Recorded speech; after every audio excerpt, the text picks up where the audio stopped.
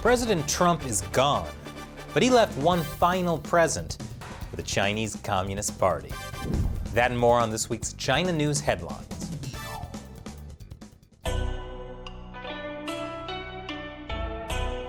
Welcome to China Uncensored. I'm Chris Chappell.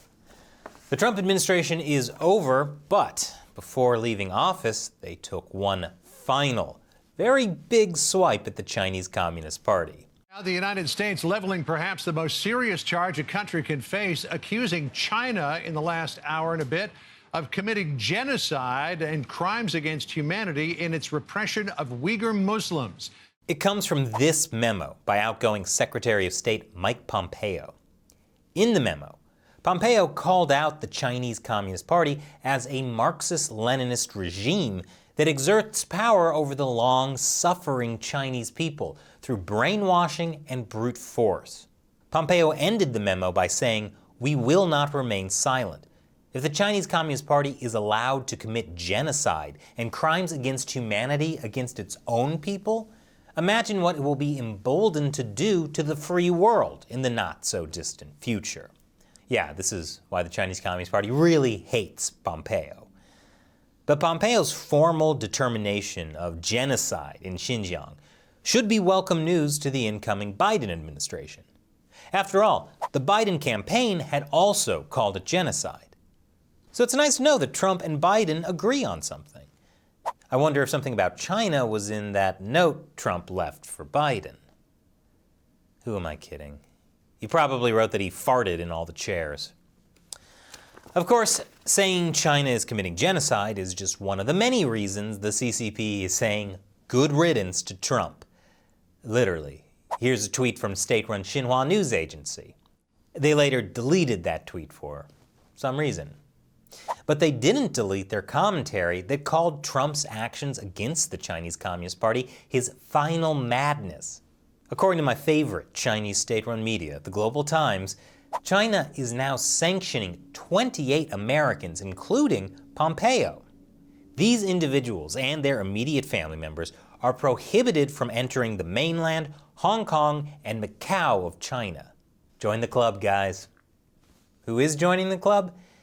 In addition to Pompeo, the Chinese regime banned many other Trump administration officials that had shaped Trump's China policy, like Trade Advisor Peter Navarro, National Security Advisor Robert O'Brien, Deputy National Security Advisor Matt Pottinger, and Assistant Secretary of State David Stilwell.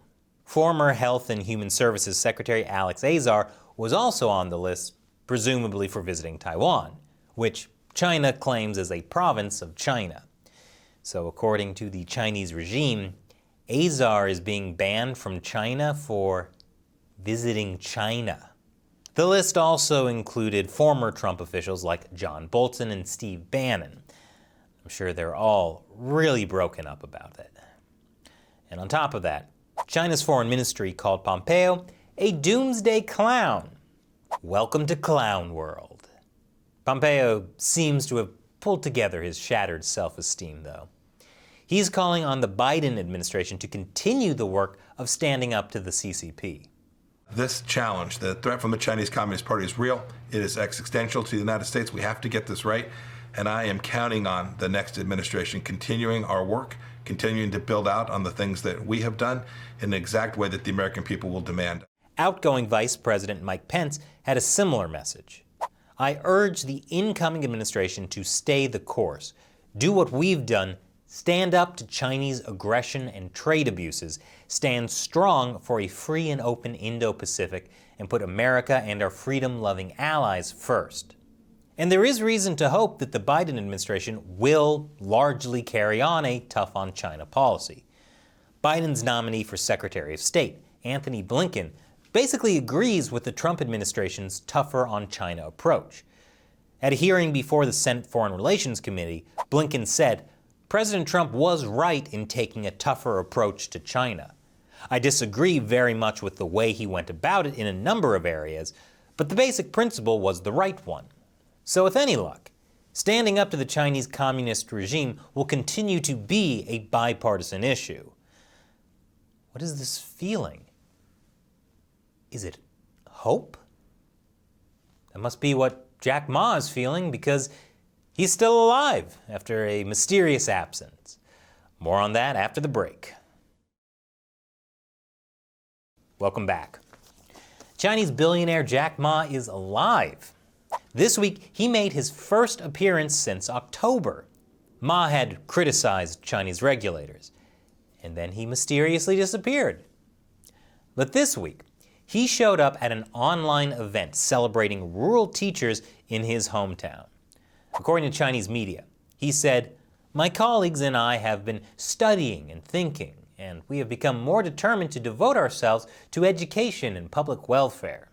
Yes, sometimes we all need to take a few months off for re-education.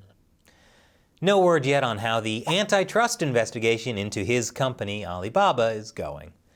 I guess China never really beat the coronavirus, because now even more Chinese cities are going into lockdown as a new wave of the virus spreads. Even part of Beijing is being barricaded. And that puts some Chinese citizens in insane predicaments. As the virus spreads, freight drivers are trapped in their vehicles and not allowed to refuel, eat, go to stores, or stay in a hotel. These drivers have to live on bread and instant noodles, and they might be better off. Food is getting very difficult to get for some Chinese citizens. This notice from a city in Hebei province says that all supermarkets, grocery stores, and shops must close. Residents aren't allowed to leave their homes.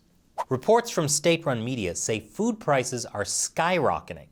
The Chinese Communist Party is taking action, though, by releasing a state-produced documentary called Days and Nights in Wuhan. It's about how well the government did in the early days of the outbreak. It's actually a scientific experiment. Will people feel full if you feed them lies?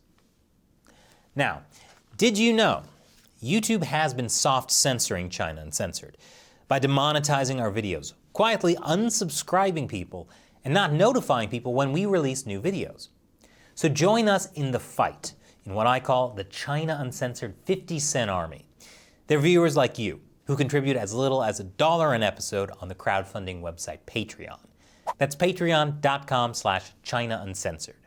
As a thank you to them, I answer their questions on the show. And today's question comes from 50-cent army member Fang Lin. Is there a MeWe page for China Uncensored I can follow? Me and my friends are all abandoning ship on Facebook, Instagram, Twitter, as they are pretty much all for censorship, so we don't use them anymore. Well, currently I'm just on the major platforms, Twitter, Facebook, and Instagram. I haven't looked into social media alternatives too much. I got a Parler account just a week before the whole thing came crashing down, but I've heard about other platforms like MeWe, Gab, Minds, or SafeChat. But to be honest, we're already stretched pretty thin producing episodes for you guys on all 3 of our shows, so I don't have time to keep up with lots of different social media platforms, and I don't know what the next big one will be. So maybe all of you watching could let me know what platforms you think are good, because it might be good to have some alternatives in place. Thanks for your question and your support, Fang Ling, and thank you for watching. Remember to like, subscribe, and share this episode. Once again, I'm Chris Chappell. See you next time.